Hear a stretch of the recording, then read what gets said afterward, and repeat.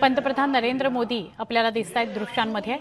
नौसैनिकांबरोबर त्यांनी दिवाळी साजरी केली। सगळ्या नवसैनिकांसोबत जे जवान आहेत, नवसैनिक आहेत, त्या नौसैनिकांसोबत त्यांनी पेढे भरवत त्यांना मिठाई स्वतः भरवलेली आहे आणि त्यांच्याबरोबर दिवाळी साजरी केलेली आहे।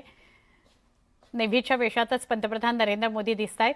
नौदलाच्या जवानांसोबत दिवाळी साजरी करतायत। दरवेळेला सीमेवर जे जवान असतात त्यांच्याबरोबर दिवाळी साजरी करताना दिसतात, म्हणजे आर्मी ऑफिसर्स।